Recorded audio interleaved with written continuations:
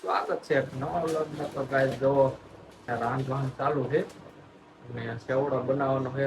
તો હું લઈએ હોય જોઈએ આપણે તો મમરા આવી ગયા. પછી આ જો એની ભૂંગળી છે, આ સવાણું મોટું પેકેટ સેવનું, આમ પૌવા છે, માં છે બટેટાની પતરી છે, પછી જોઈ લઈશું આવડિયા સિંગ છે બાલાજીની મસ્તની મસાલા નાખશું.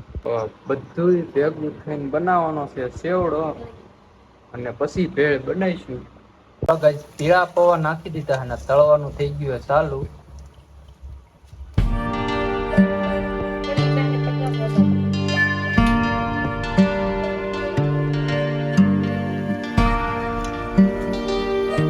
તો તળાય છે.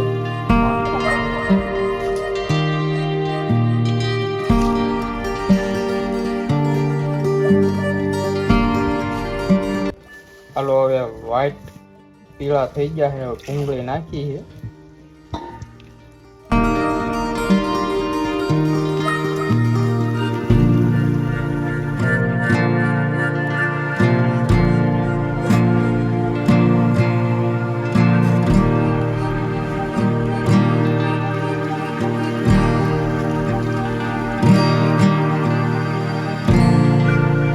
પતરી નાખી છે ગાઈસ.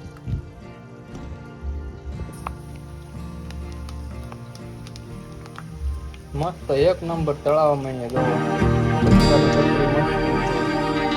ચિપ્સ જેવી હે ને.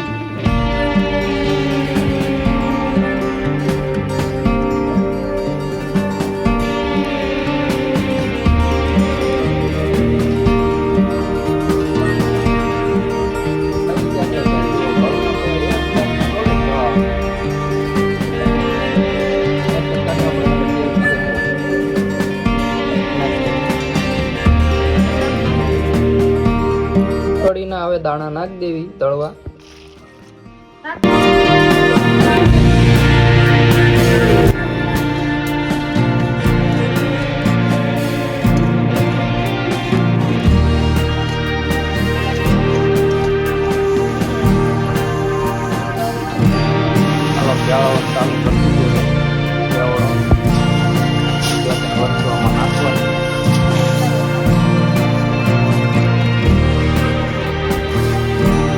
નાખવાનું ચાલુ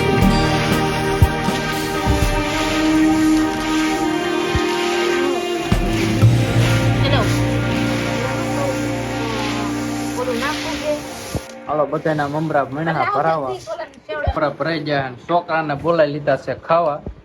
એક અહીંયા છે એક અહીંયા છે. હાલ ભાઈ વીએ વીએ આજ તો બેને મમરા ભર દેવા. તમે જોવો બેન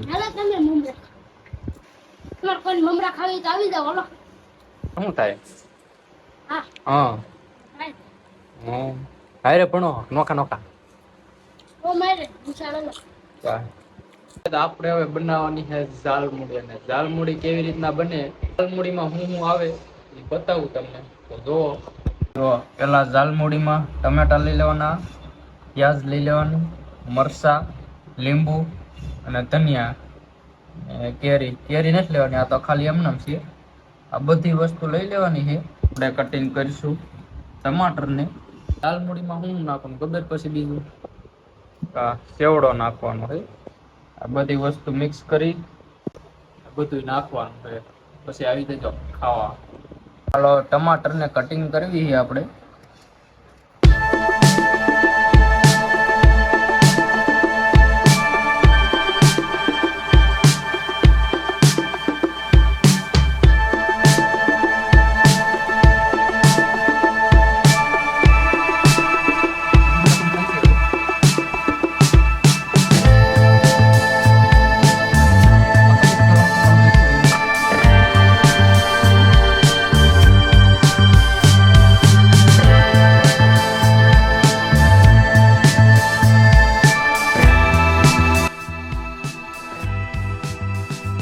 બધું કમ્પ્લીટ સુધારાઈ ગયું છે અને આપણે હવે ઝાલમુડી કાઢી લેવી.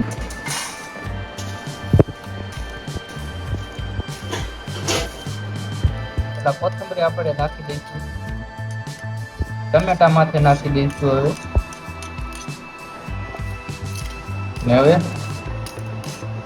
કાંદા નાખી દેવી અનુસાર પ્રમાણ મરચાં આવે પછી લાસ્ટમાં નાખશું આપણે લીંબુ નાખશું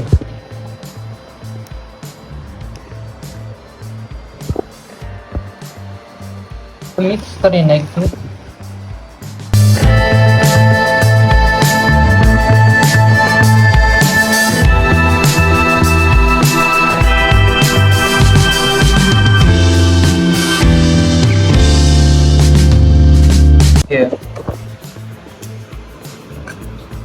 મસ્ત ની છે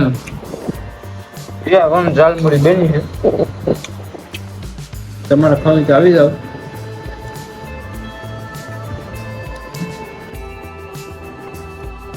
પરફેક્ટ ઝાલમુરી છે